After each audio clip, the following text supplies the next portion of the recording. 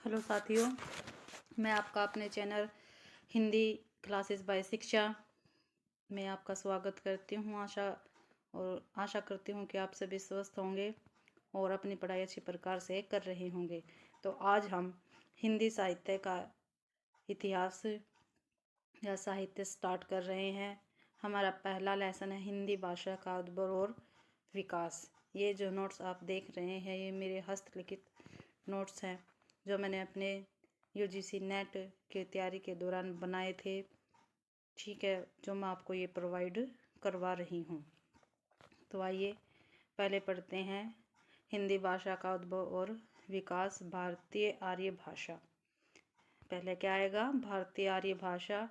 भारतीय आर्य भाषा को हमने 3 भागों में बांटा हुआ है। नंबर 1 प्राचीन भारतीय आर्य भाषा, मध्यकालीन भारतीय आर्य भाषा, आधुनिक भारतीय आर्य भाषा। इसमें प्राचीन आर्य भाषा जो है इसको हमने 1500 ईस्वी पूर्व से 500 ईसा पूर्व तक, और इसमें संस्कृत आती है। संस्कृत से वैदिक संस्कृत और लौकिक संस्कृत। और मध्यकालीन भाषा को बांटा है हमने 500 ईस्वी पूर्व से 1000 ईस्वी पूर्व। और इसमें 3 भारतीय आर्य भाषा 3 भागों में बटी हुई है। एक पाली, प्राकृत और अपभ्रंश। पाली को हमने 500 ईसा पूर्व से 1 ईसा पूर्व और प्राकृत से 1 ईसा पूर्व से 500, और अपभ्रंश को 500 ईसा पूर्व से 1000 ईसा पूर्व। फिर हमारी है आधुनिक भारतीय आर्य भाषा। ये हमने 1000 ईसा पूर्व से अब तक यानी हिंदी भाषा आती है इसके अंतर्गत। पाली भाषा, पाली जो है हमारी प्रथम देश भाषा है। पाली क्या है? हमारी प्रथम देश भाषा है। और इसमें बौद्ध धर्म के त्रिपिटक लिखे हुए हैं। ठीक है, जो त्रिपिटक है वो पाली भाषा में लिखा हुआ है जो बौद्ध ग्रंथ से संबंधित है। सुत्त पिटक में क्या है? सुत्त पिटक भी पाली भाषा में लिखा हुआ है। ये साधारण बोलचाल की भाषा में है। अभिधम पिटक धर्म की रक्षा हेतु होता है। विनय पिटक विनय के उपदेश के कारण होता है। देखो त्रिपिटक है, त्रिपिटक में 3 जो बौद्ध ग्रंथ है वो लिखे हुए। इसमें एक सुत्त पिटक, एक अभिधम पिटक है, एक विनय पिटक है। सुत्त पिटक में क्या है? साधारण बोलचाल की भाषा होती है उसमें। ठीक है, अभिधम पिटक में ये देखो धम लिखा हुआ ना, धर्म की रक्षा हेतु। विनय पिटक में विनय के उपदेश है। ठीक है, जो विनय भाव से किया जाते हैं वो इसमें क्या है? उपदेश है। और प्राकृत, ठीक है, फिर दूसरी भाषा हमारी प्राकृत। ठीक है, ये प्राकृत भाषा है। पहले हमने पाली पढ़ी। ठीक है, क्या पढ़ी हमने? पाली। देखो पहले हिंदी भाषा का उद्भव और विकास किससे हुआ? भारतीय आर्य भाषा। आर्य भाषा को हमने 3 भागों में बांटा है। ठीक है, कौन कौन से 3 भाषा? 3 नंबर 1 प्राचीन भारतीय आर्य भाषा, नंबर 2 मध्यकालीन भारतीय आर्य भाषा, नंबर 3 आधुनिक भारतीय आर्य भाषा। जो प्राचीन भारतीय आर्य भाषा है वो 1500 ईसा पूर्व से 500 ईसा पूर्व तक है। और इसके अंतर्गत संस्कृत भाषा आती है। संस्कृत भाषा से वैदिक संस्कृत और लौकिक संस्कृत निकली है। ठीक है, उसके बाद हमारी है मध्यकालीन भारतीय आर्य भाषा जो 500 ईसा पूर्व से लेकर 1000 ईसा पूर्व तक है। और इसके अंतर्गत 3 भाषाएं निकली है, पाली, प्राकृत और अपभ्रंश। ठीक है, पाली 500 ईसा पूर्व से 1 ईसा पूर्व से, और प्राकृत 1 ईसा पूर्व से लेकर 500 ईसा पूर्व, अपभ्रंश 500 ईसा पूर्व से 1000 ईसा पूर्व तक। ठीक है, उसके बाद हमारी तीसरी थी आधुनिक भारतीय आर्य भाषा 1000 ईसा पूर्व से अब तक यानी कि हिंदी आर्य भाषा। ठीक है, उसके बाद हमने पढ़ा है पाली। पाली को क्या कहते हैं? प्रथम देश भाषा कहते हैं। ठीक है, इसमें त्रिपिटक बौद्ध ग्रंथ लिखे गए हैं। त्रिपिटक के अंदर आते हैं सुत्त पिटक, अभिधम पिटक, विनय पिटक। ठीक है, सुत्त पिटक में क्या साधारण बोलचाल की भाषा होती है, और अभिधम पिटक में धर्म की रक्षा हेतु, और विनय पिटक में विनय के उपदेश होते हैं। ठीक है, इसके बाद पढ़ेंगे हम प्राकृत भाषा। ठीक है, प्राकृत का पानी किसको कहा जाता है? हेमचंद्र को। किसको कहा जाता है? प्राकृत का पाणिनि हेमचंद्र को। ठीक है, और प्राकृत में ही हमारे क्या लिखे गए हैं? जैन साहित्य। जितने भी हमारे जैन साहित्य है वो प्राकृत भाषा में लिखे गए हैं। ठीक है, किस में लिखे गए हैं? प्राकृत भाषा में। प्राकृत भाषा में। ठीक है, और इसके 5 भेद होते हैं। प्राकृत भाषा जो है इसके 5 भेद होते हैं। Number 1 Sauraseni, number 2 Ardhamagadhi, number 3 Magadhi, Paishachi और महाराष्ट्री। ठीक है, महाराष्ट्र जो पाली है, प्राकृत है, सॉरी, प्राकृत का पाणी किसको कहा जाता है? हेमचंद्र को। ठीक है, प्राकृत में क्या लिखे गए हैं? जैन साहित्य। प्राकृत को हमने, प्राकृत के कितने भेद? 5, सुरसैनी, अर्धमागधी, मागधी, पेशाची और महाराष्ट्री। ठीक है, इसके बाद आती है हमारी अपभ्रंश भाषा। कौन सी? अपभ्रंश। ठीक है, अपभ्रंश। ठीक है, अपभ्रंश का देखो भाई, ये है थोड़ा समझने वाली बात और थोड़ा ध्यान से देखना इसको, क्योंकि जो अपभ्रंश है वो भारतीय भाषाओं का विकास, लगा लो, हमारा भारतीय भाषाओं का विकास किससे हुआ है? अपभ्रंश से हुआ है। ठीक है, तो देखो पहला अपभ्रंश में आती है भाई टोटल हमारी 7 भाषाएं। ठीक है, नंबर 1 कौन सी है? सुरसैनी अपभ्रंश। ठीक है, सुरसैनी अपभ्रंश के अंदर है पश्चिमी हिंदी, राजस्थानी और गुजराती। ठीक है, पश्चिमी हिंदी के अंतर्गत आती है हरियाणवी, दिल्ली, ब्रज, खड़ी बोली, मेरठ और बिजनौर, इसके क्षेत्र आते हैं। ठीक है, पश्चिमी हिंदी के अंदर। और अर्धमागधी में है पूर्वी हिंदी। ठीक है, पूर्वी हिंदी के अंतर्गत अवधी, बघेली, छत्तीसगढ़ी, और हम इसको याद करते हैं ट्रिक से ABC। ABC का मतलब अवधी, बघेली और छत्तीसगढ़ी किस में आती है? अर्धमागधी में। ठीक है, और मागधी में आती है बिहारी, बंगला, उड़िया, असामिया। ठीक है, कौन कौन सी मागधी में? बिहारी, बंगला, उड़िया, असामिया। खस में आती है पहाड़ी, पहाड़ी के अंदर आती है कुमाऊनी, गढ़वाली, देहरादूनी, नैनीताल। ठीक है, ब्राचड़ में कौन सी आती है? सिंधी। पेशाची में आती है लहंदा और पंजाबी। ये हाल फिलहाल ही क्वेश्चन आया हुआ था। ठीक है, पेशाची की भाषा, लहंदा की भाषा वो अपभ्रंश कौन सा है? तो पेशाची से निकला हुआ है। महाराष्ट्री, मराठी। ठीक है, महाराष्ट्र से मराठी बिल्कुल आसान है। एक बार और देखते हैं अपभ्रंश। ठीक है, भारतीय भाषाओं का विकास किस प्रकार हुआ? अपभ्रंश का देखो, सुरसैनी अपभ्रंश। ठीक है, इससे निकली है पश्चिमी, राजस्थानी और गुजराती। अर्धमागधी से लिख दिया पूर्वी हिंदी, मागधी से बिहारी, बंगला, उड़िया, असमिया। खस से लिख दिया पहाड़ी, पहाड़ी के अंतर्गत कुमाऊनी, गढ़वाली, देहरादून, नैनीताल। ब्राचड़ से सिंधी, और पेशाची से निकली है पंजाबी और लहंदा। ये भाई सॉरी पंजाब लिख रहा, पंजाबी आएगा यहाँ पे। ठीक है, यहाँ पे पंजाबी आएगा। और महाराष्ट्र से निकली है मराठी। ठीक है, अब देखो पश्चिमी हिंदी की बोलियां। ठीक है, अब पश्चिमी हिंदी में आ गए हम। पश्चिमी हिंदी मैंने ऊपर बताया था आपको, पश्चिमी हिंदी। ठीक है, पश्चिमी हिंदी के अंतर्गत हमारी हरियाणवी, दिल्ली के क्षेत्र आते हैं, ब्रज आती है, खड़ी बोली आती है, मेरठ आता है और बिजनौर आता है। ठीक है, इसके बाद है राजस्थानी में मालवी, मेवाती, मारवाड़ी, जयपुरी, ढूढानी। ठीक है, अब देखो बिहारी, गुजराती में नहीं आती, बस गुजराती है, बिहारी में मगही, मैथिली, भोजपुरी। ठीक है, ये मैं जितने भी आपको करवा रही हूँ इसमें से ये लगा लो, मैं क्वेश्चन नहीं करवा रही। ठीक है, डिटेल में आपको पढ़ा रही हूँ, और इनके अंतर्गत ही बहुत ज़्यादा क्वेश्चन आपके एग्जाम में पूछे जाते हैं। ठीक है, चाहे आप किसी भी चीज़ का एग्ज़ाम दे लो, ठीक है, उसी में चाहे PGT का दे लो, चाहे नेट का दे लो, चाहे टेट का दे लो, ठीक है, चाहे PRT का दे लो, साहित्य हर भाषा में आता है, हर लैंग्वेज में। ठीक है, आगे है गुजराती। ठीक है, ये तो हो गया है। अब है किन किन विद्वानों ने, ठीक है, कौन कौन सी भाषा को क्या नाम दिया है? तो भाई देखो, विद्वानों ने अपभ्रंश को संधिकालीन भाषा कहा है। ठीक है, जो विद्वान है उन्होंने अपभ्रंश को क्या कहा है? संधिकालीन भाषा कहा है। अब अभीरी भाषा किसने कहा है?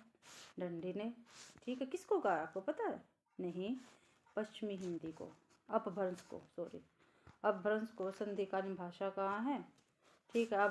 आभरी भाषा दंडी ने कहा है। अण अण भाषा किशोरीदास वाजपेयी ने कहा है। ग्राम भाषा हेमचंद्र ने कहा है। ठीक है। और अपभ्रंश का प्रमाणिक प्रयोग पतंजलि के महाभाष्य में मिलता है। ठीक है। जो अपभ्रंश का प्रमाणिक प्रयोग है वो पतंजलि के महाभाष्य में मिलता है। शुक्ल जी के अनुसार अपभ्रंश का पहला प्रयोग वल्लभी के राजा धारसिंह द्वितीय के शिलालेख में मिलता। ये अभी भी क्वेश्चन आया हुआ था, मेरे को याद नहीं है कौन से पेपर में था, लेकिन ये क्वेश्चन आया हुआ था। ठीक है। शुक्ल जी के अनुसार अपभ्रंश का पहला प्रयोग कहाँ हुआ है, तो वल्लभी के राजा धारसेन द्वितीय के शिलालेख में हुआ है। ठीक है। आगे है अवहट।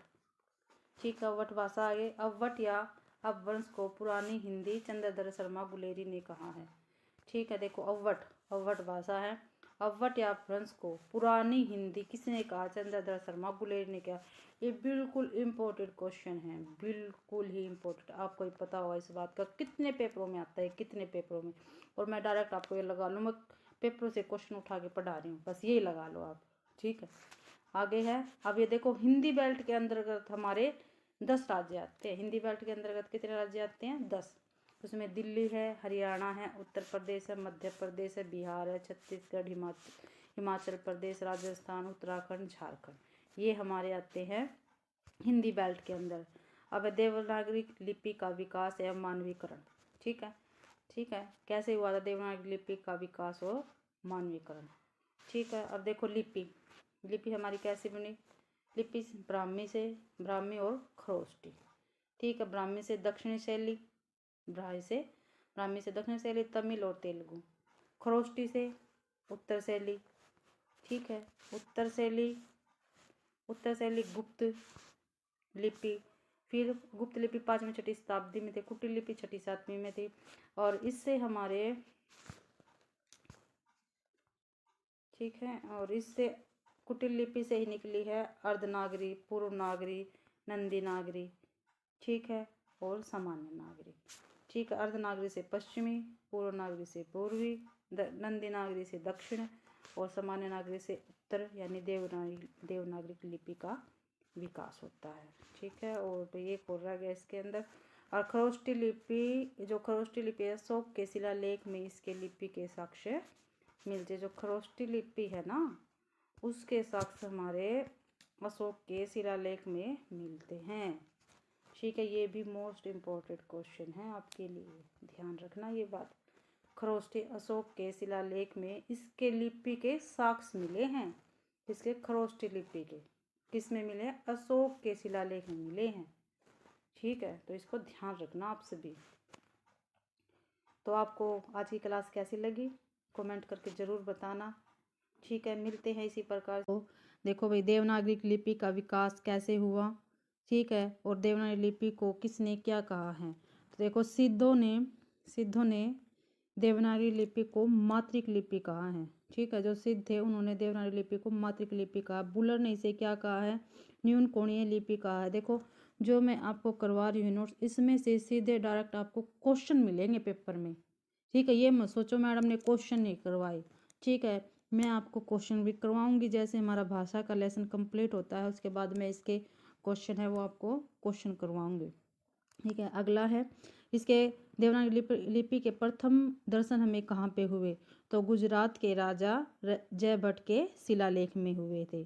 कहाँ पे हुए थे? गुजरात के राजा जयभट्ट के शिलालेख में हुए थे। अगला है देवनागरी की प्रथम पुस्तक। देखो भाई, देवनागरी लिपि की प्रथम पुस्तक भी है। कौन सी है? अब ये देखो, ये है चाइनाई योटाटो। ठीक है। ये देवनागरी लिपि की प्रथम पुस्तक है, ध्यान रखना। देवनागरी लिपि की प्रथम पुस्तक है ये। ठीक है। फिर हमारा देवनागरी लिपि सुधार भी हुआ, उसका मानवीकरण भी हुआ और उसके लिए अलग अलग समितियाँ भी बनी। तो देखो, देवनागरी लिपि सुधार व मानवीकरण समिति कब बनी थी? ये बनी थी 1983 ईस्वी में। और किसके द्वारा बनाई गई थी? केंद्रीय हिंदी निदेशालय द्वारा ये देवनागरी सुधार लिपि और मानवीकरण लिपि बनाई गई थी। आगे है, और इसमें देखो भाई, और देवनागरी लिपि के सुधार का प्रयास, प्रथम प्रयास किसने किया था? बाल गंगाधर तिलक ने सन 1904 ईस्वी में अपनी केसरी के माध्यम से किया था। आप सभी को पता होगा बाल गंगाधर तिलक का जो केसरी है वो एक पत्र है, और इसके माध्यम से ही बाल गंगाधर तिलक ने अपने देवनागरी लिपि का सुधार का प्रथम प्रयास किया था। आप सभी ने ये, अगर आपके क्वेश्चन में पे पूछ लिया जाता है कि देवनागरी लिपि के सुधार का प्रथम प्रयास किसने किया, तो किसने किया था? बाल गंगाधर तिलक ने किया था। और कौन से सन में किया था? 1904 ईस्वी में। और कौन से पत्र में किया था? उन्होंने अपने ही पत्र केसरी में किया था।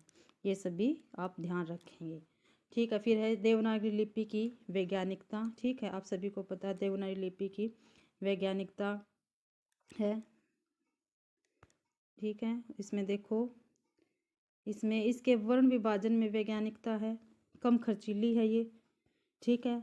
समग्रता है, न और अण में, उच्चारण और लेखन में एक रूपता है। देखो आपने क्वेश्चनों में पढ़ा होगा, ठीक है। देवनागरी लिपि में जो असत्य और सत्य कथन आते हैं उसमें ये क्वेश्चन आते हैं, ठीक है। नियतता है, निश्चितता है।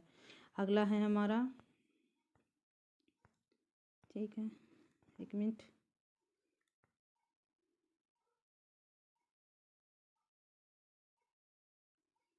ठीक है। आगे हैं,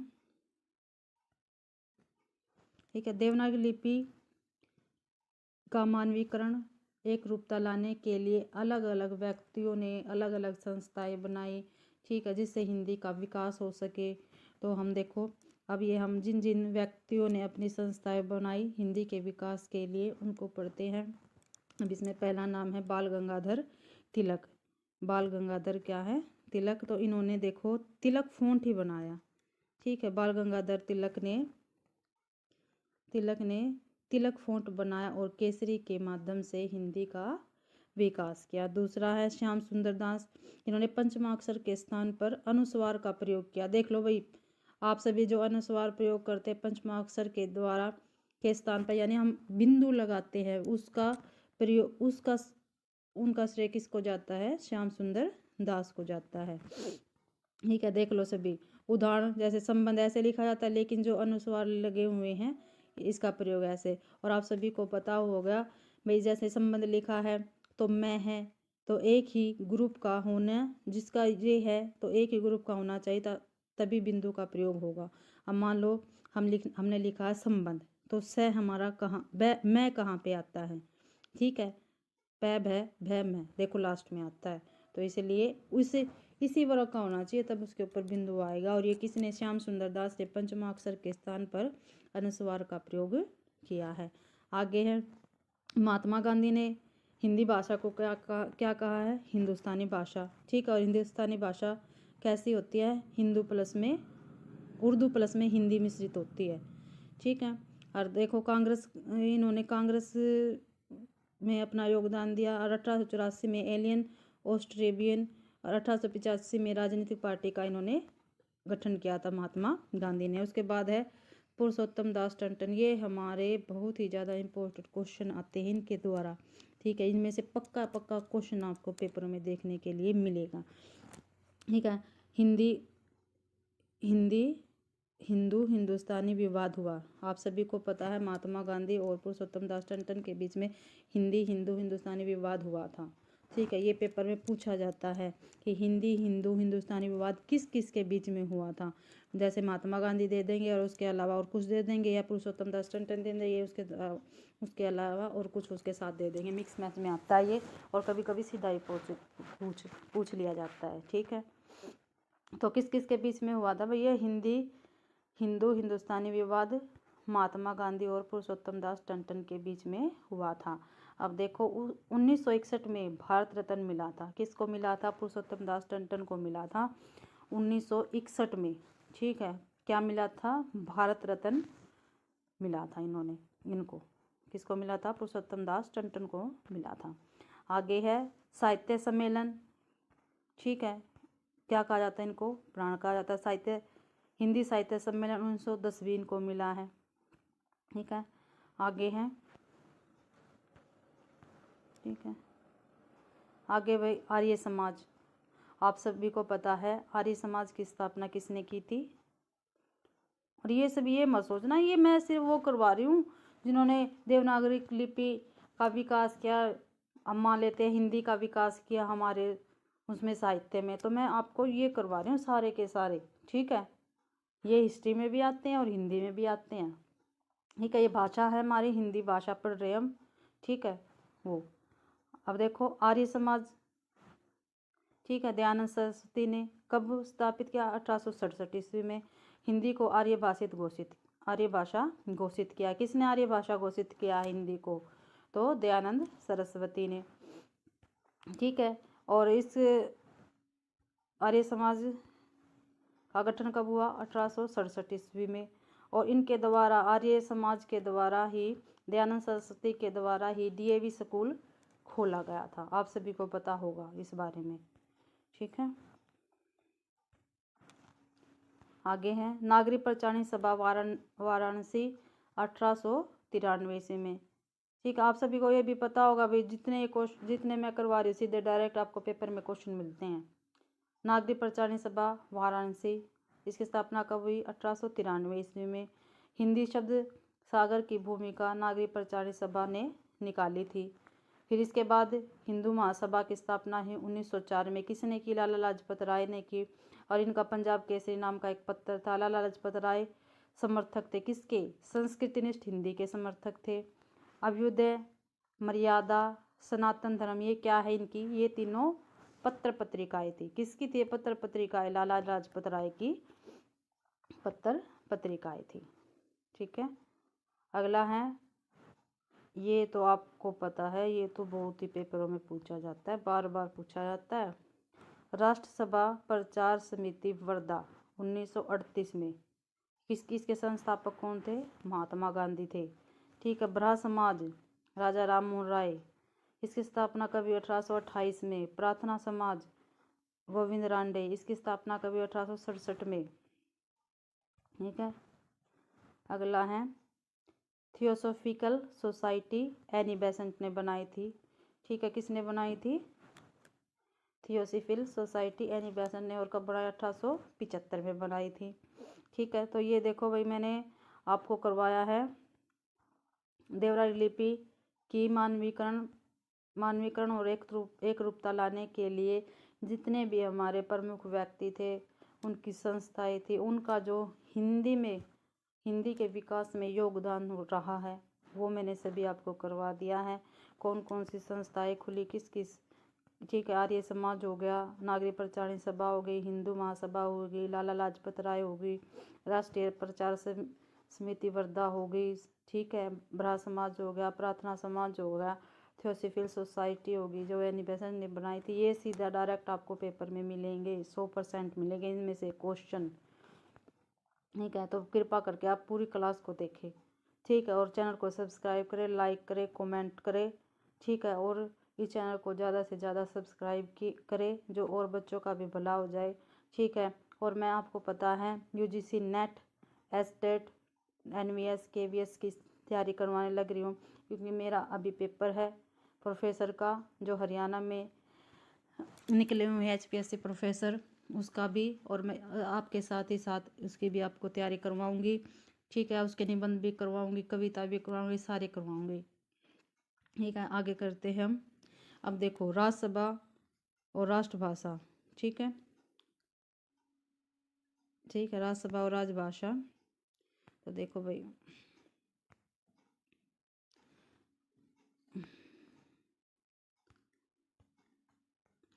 राजभाषा संवैधानिक आधार होता है इसका। ठीक है, ये बहुसंख्यक वर्ग के द्वारा बोली जाती है, शिक्षित वर्ग से संबंधित होती है राजभाषा। और राष्ट्रभाषा को शिक्षित भी बोल सकते हैं, अशिक्षित भी प्रयोग कर सकते हैं इसका। राजभाषा मानक भाषा होती है। ठीक है, और राष्ट्रभाषा विभिन्न बोलियों व भाषाओं का इसमें प्रभाव होता है। राजभाषा में देसी भाषा हो सकती है, विदेशी हो सकती है, दोनों भाषा इसमें मिल सकती है। लेकिन राष्ट्रभाषा की कोई एक भाषा ही हो सकती है, इसमें दो तीन भाषाएं हो सकती है। ठीक है, राष्ट्रभाषा में कोई एक ही भाषा हो सकती है। ठीक है, आगे देखो राजभाषा। ठीक है, आप सभी को पता होगा। वर्तमान में हमारी 22 भाषाएं हैं। ठीक है, आगे है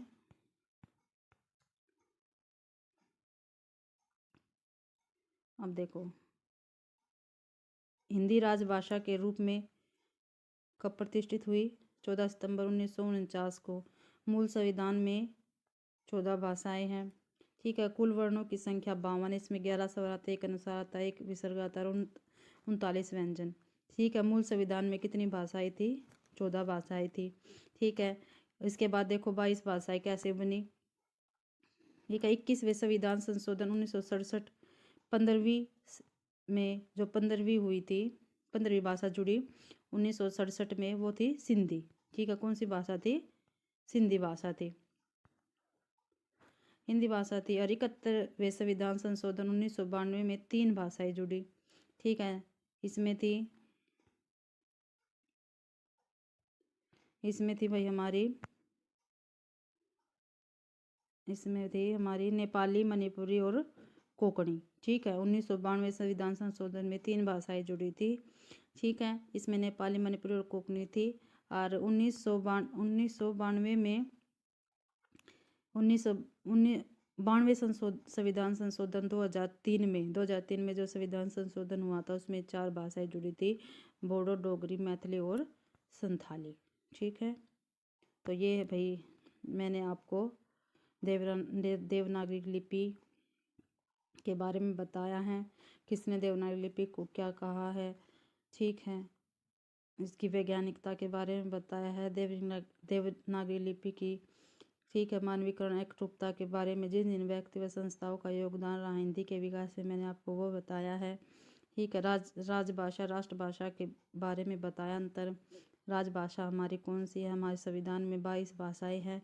तो 22 भाषाएं कैसे हुई? क्योंकि मूल भाषाएं संविधान में 14 भाषाएं थी। 21वें संशोधन के अकॉर्डिंग हमारी 15वीं भाषा बनी सिंधी। ठीक है, उसके बाद 3 भाषाएं और जुड़ गई, नेपाली, मणिपुरी और कोंकणी। फिर उसके बाद 2003 में जो संविधान संशोधन हुआ 92, उसमें चार और जुड़ गई, उसमें बोडो, डोगरी, मैथिली और संथाली थी। ठीक है, तो मैंने आपको आज भाषा भाग 2 में ये करो, क्योंकि इन अनुच्छेदों में से हर एक एग्जाम में क्वेश्चन पूछे जाते हैं। तो पहला अनुच्छेद है अनुच्छेद 343। तो संघ की भाषा हिंदी व लिपि क्या होगी? देवनागरिक होगी, 343 में कहा गया है। और अंकों का प्रयोग क्या होगा? भारतीय अंकों का अंतर्राष्ट्रीय रूप जो होता है, उन अंकों का अनुच्छेद 343 के अंतर्गत राजभाषा हिंदी में प्रयोग किया जाएगा। ठीक है, और 11 और है भाई 15 वर्ष संविधान बनने के, ठीक है, संविधान बनने के 15 वर्ष तक अंग्रेजी का ही प्रयोग होगा। ठीक है, 1950 से लेकर 1965 तक, यानी 15 वर्षों तक क्या होगा? अंग्रेजी का ही प्रयोग होगा। ठीक है, आगे है अनुच्छेद 344, जो मैंने अभी आपसे कहा है, ये काफ़ी IMP क्वेश्चन है, इसमें से आएंगे। अनुच्छेद 344 राजभाषा आयोग के गठन की इसमें बात की गई है। भाई जो राजभाषा आयोग है उसके गठन की बात 344 अनुच्छेद में की गई है, और इसके अंतर्गत राष्ट्रपति ही सारे फैसले करते हैं। ठीक है, आगे है भाई हमारा 345। ठीक है, 344 करवा दिया, अब है 345। ठीक है, एक मिनट भाई।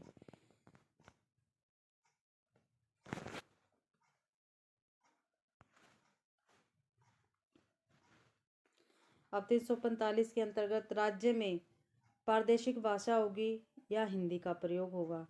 जो भी उस राज्य की भाषा है उसका प्रयोग कोई भी अगर नहीं करता, या हिंदी का प्रयोग कोई भी अगर नहीं करता है, तो फिर अंग्रेजी का ही प्रयोग होगा। तो इसमें क्या कहा गया? अभी जो भी राज्य अगर अपनी भाषा का प्रयोग नहीं करता, जो उस राज्य में बोली जाती है, या हिंदी का प्रयोग नहीं करता, तो फिर उस राज्य में कौन सी भाषा बोली जाएगी? अंग्रेजी बोली जाएगी। किसके अंतर्गत है?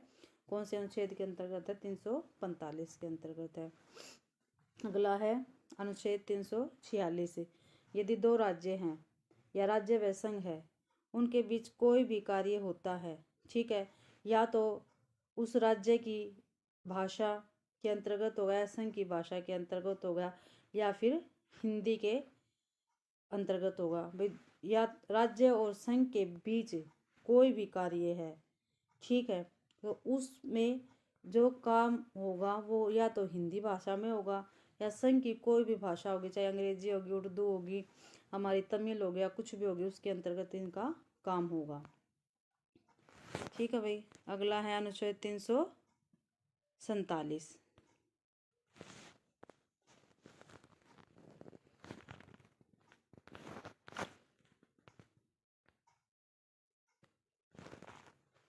ठीक है, इसमें भाई राज्य की जनसंख्या द्वारा अपनी प्रादेशिक भाषा को मान्यता प्रदान कराने हेतु आग्रह पर राष्ट्रपति द्वारा ही फैसला होगा कि उस भाषा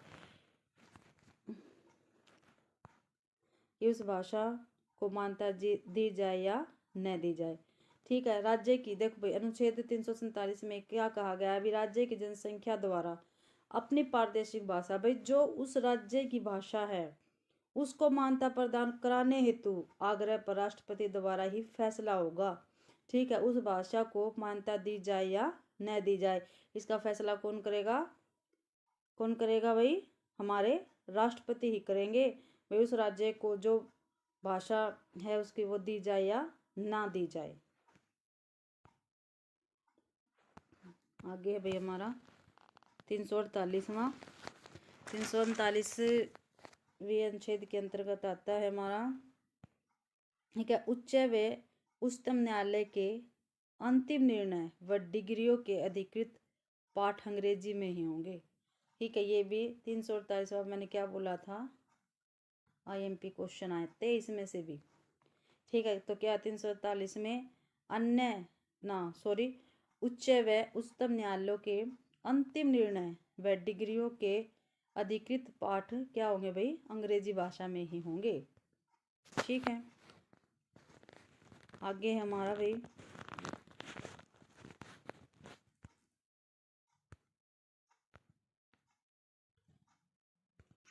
तो हाँ भाई अगला अनुच्छेद है हमारा 349वां। ठीक है, संविधान निर्मित के 15 वर्षों के अंतर्गत यदि कोई विधेयक आता है तो बिना राष्ट्रपति के पूर्व सहमति के संसद में प्रस्तुत नहीं किया जाएगा। तो क्या कह रखा भाई इसमें, यदि संविधान निर्मित के 15 वर्षों के अंतर्गत यदि कोई विधेयक आता है तो बिना राष्ट्रपति के, बिना किसके भी, बिना राष्ट्रपति के, ठीक है, जब तक राष्ट्रपति की सहमति नहीं होगी वो संसद में प्रस्तुत नहीं किया जाएगा। ये किसमें कह रखा? अनुच्छेद 349 में। अगला अनुच्छेद हमारे पास 350। ठीक है, यदि जनता चाहे तो किसी भी भाषा में अपनी शिकायत या बात दर्ज करा सकती है। अल्पसंख्यक वर्ग के बच्चों को मातृभाषा में क्या दी जाएगी? शिक्षा दी जाएगी। ठीक है, तो क्या है भाई अनुच्छेद 350 में, यदि जनता चाहे तो किसी भी भाषा में चाहे उसकी कौन सी भाषा हो, चाहे हिंदी हो, तमिल हो, राजस्थानी हो, पंजाबी हो, ठीक है, मलयालम या कुछ भी हो, ठीक है, उसमें अपनी शिकायत दर्ज करा सकती है। ठीक है, और अल्पसंख्यक वर्ग के जितने भी बच्चे हैं या बच्चे तो कोई भी है भाई, उसको ही मातृभाषा जो हमारी माँ की भाषा है उसमें हमें शिक्षा दी जाए। ठीक है, आगे है हमारा अनुच्छेद 351। ठीक है, केंद्र सरकार को दिए गए निर्देश। ठीक है, 351 में क्या है, जो केंद्र सरकार को दिए गए निर्देश है वो किस अनुच्छेद के अंतर्गत है? 351 में। ठीक है, और इसके अंतर्गत ही हमारा क्या बना था? राजभाषा आयोग बना था। कब बना था? 7 जून 1955 को। ठीक है, उस टाइम हमारे जो राष्ट्रपति थे वो कौन थे? डॉक्टर राजेंद्र प्रसाद, और इन्होंने ही हमारे राजभाषा आयोग बनाया था। और प्रथम अध्यक्ष कौन थे उस टाइम? बाल गंगाधर खेर, जिसको VG खेर भी कहते हैं। ठीक है, और हमारा केंद्रीय हिंदी निर्देशालय कब बना था? 1 मार्च 1960 को। कब बना था भाई हमारा केंद्रीय हिंदी निर्देशालय? 1 मार्च 1960 को। और राजभाषा अधिनियम कब पारित हुआ था? 1963 को। ये क्वेश्चन बिल्कुल सीधे सीधे आते हैं, ध्यान रखना। ठीक है, राजभाषा आयोग कब बना? 7 जून 1955 को। उस टाइम हमारे राष्ट्रपति कौन थे? डॉक्टर राजेंद्र प्रसाद। प्रथम अध्यक्ष कौन थे? बाल गंगाधर खेरवी, जिसको वीजी खेर भी कहते हैं। केंद्रीय हिंदी निर्देशालय कब बना? 1 मार्च 1960 को। ठीक है, और राजभाषा अधिनियम कब पारित हुआ? 1963 को। ठीक है, और इसमें क्या दे रखा था? ठीक है, इसमें दे रखा था 15 वर्षों के बाद, 15 वर्षों के बाद भी जब तक कोई निर्देश विधेय नहीं आता तब तक अंग्रेजी का प्रयोग चलता रहेगा। ठीक है भाई, अगर 1963 में क्या कहा गया था? राजभाषा अधिनियम बना था जब 1963 में, क्या बात हुई थी? देखो भाई, बना तो राजभाषा आयोग था 1955 में। राजभाषा अधिनियम 1963 में बात की गई थी। 15 वर्षों के बाद भी जब तक कोई निर्देश विधेय नहीं आता तब तक अंग्रेजी का प्रयोग ही क्या होगा? चलता रहेगा। ठीक है, ये बात हुई थी इसमें। आगे है भाई हमारा, एक मिनट,